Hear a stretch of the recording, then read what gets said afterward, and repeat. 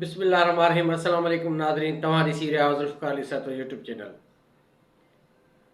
सभ खां पहिरियों त मां तालिक़े बार एसोसिएशन कंडियारो जे उन्हनि वकील दोस्तनि खे जिन काल्ह 23 डिसंबर 2023 जी बार एसोसिएशन जे तरफ़ां थियल इलेक्शन में कामयाबी हासिल कई ऐं उमेदु कयां थो त उहे सभई दोस्त मिली जुली करे पाण में ॿधीअ जो सबूत ॾींदा। उन सां गॾोगॾु हिकु नंढी गुज़ारिश कंदो हलां त जेके नौजवान दोस्त वकील आहिनि, ख़ासि तौर ते कंडियारो बार एसोसिएशन जे हवाले सां मां ज़िक्र कंदुमि। छाजे करे त मां बार एसोसिएशन कंडियारो जो मेंबर, बुनियादी मेंबर, जेका मुंहिंजी मेंबरशिप रही उहा सभ खां पहिरीं मुंहिंजी कंडियारो बार एसोसिएशन में। छाजे करे त मुंहिंजो ॻोठु बि उते आहे ऐं मुंहिंजी प्रैक्टिस पहिरीं शुरूआति हुतां जी आहे।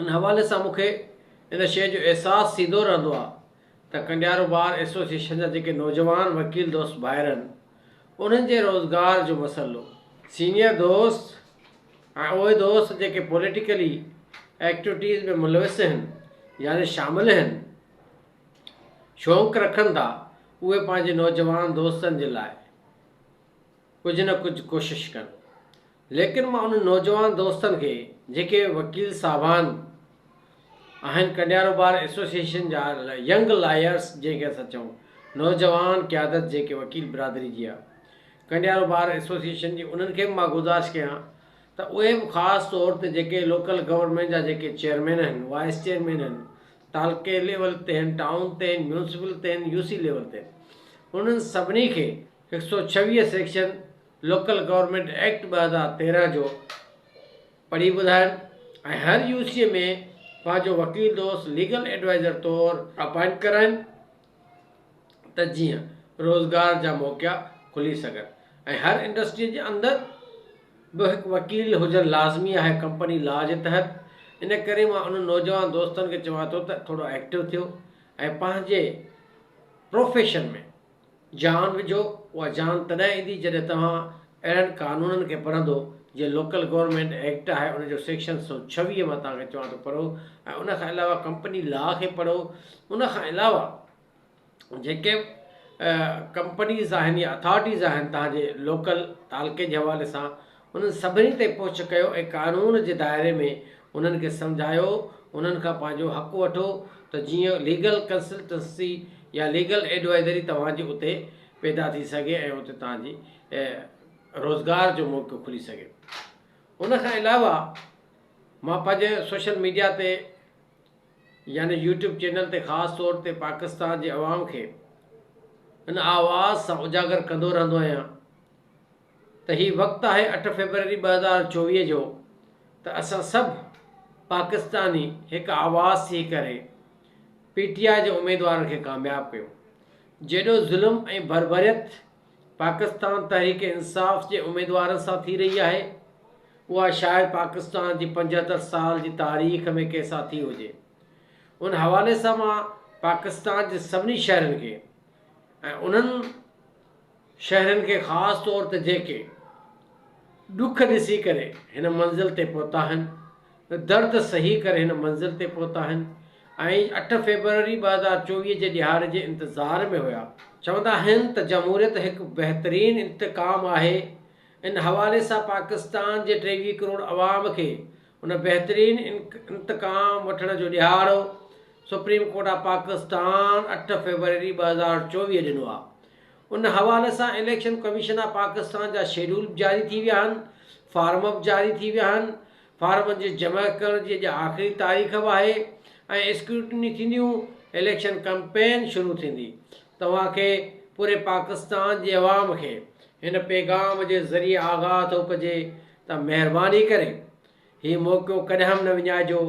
हीउ मौक़ो तव्हांजे असांजे नस्लनि खे या त हमेशह जे लाइ कामयाबु ऐं दाइम ऐं क़ाइमु रखण जो भरपूर हिकिड़ो लम्हो आहे, या त असांजे हिन नस्लनि खे, हिन तारीख़ खे, हिन आवाज़ खे हमेशह हमेशह दफ़न करण जो बि ॾिहाड़ो थी सघे थो।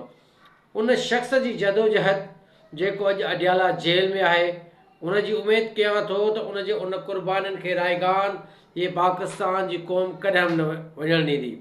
पाकिस्तान जी क़ौम गैरतमंद क़ौम, सुजाग क़ौम, बाबाए क़ौम कायदे आज़म मोहम्मद अली जिन्ना खां वठी अॼु ॾींहं ताईं जदोजहद जे सिलसिले में जारी ऐं सारी रही आहे। लेकिन मां सम्झां थो त 8 फरवरी 2024 उहो इंतकाम जो ॾिहाड़ो, उहो तब्दीलीअ जो ॾिहाड़ो, उहो हक़ीक़ी आज़ादीअ जो ॾिहाड़ो हूंदो, जंहिं ॾींहं ते पूरे पाकिस्तान जी 23 करोड़ आवाम पंहिंजे घरनि मां निकिरी करे पोलिंग स्टेशन ते पहुची करे सवेल सुबुह जो सवेल पहिरीं सिफ़ में बीही करे 23 करोड़ आवाम पाकिस्तान तहरीक इंसाफ़ जे उम्मीदवारनि खे वोट ॾेई करे कामयाबु कंदा। मां सम्झां थो त 8 फरवरी हिकु अहिड़ो ॾिहाड़ो साबित थींदो जंहिंसां नाइंसाफ़ियूं थियूं आहिनि, जंहिंसां ज़ुल्म थियो आहे। उन में सभ खां पहिरीं अव्वल सिफ़ में तव्हांजो असांजो क़ाइद लीडर मुस्लिम उम्मा जी निशानी जनाब इमरान ख़ान, पाकिस्तान तहरीक इंसाफ़ जो बानी न बल्कि तव्हांजो असांजो लीडर, तव्हांजे असांजे दिलनि में वसंदड़ हिकु अहम शख़्सियत आहे, जंहिं तमामु घणियूं क़ुर्बानियूं ॾिनियूं आहिनि, तकलीफ़ूं बर्दाश्त कयूं आहिनि।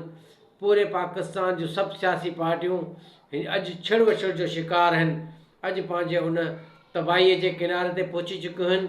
मां तव्हां सभिनी खे गुज़ारिश कयां थो त 8 फरवरी जे ॾिहाड़े ते भरपूर इमरान ख़ान जे उम्मीदवार जो साथ ॾियो, उनखे प्रोटोकॉल ॾियो, उनजो हर जाइज़ ख़िदमत जो मौक़ो पंहिंजो हासिलु कयो त जीअं असांजो ख़ान इमरान ख़ान अडयाला जेल जो क़ैदी, पाकिस्तान तहरीक इंसाफ़ जो बानी, तव्हांजो असांजो लीडर, पूरे पाकिस्तान उम्मा जो रहबर इहो न महसूसु करे त मुंहिंजे जेल में वञण खां बाद में इहा पाकिस्तान जी क़ौम मुंहिंजनि पोयनि ॿुधायल उम्मीदवारनि जो साथ न ॾेई सघी।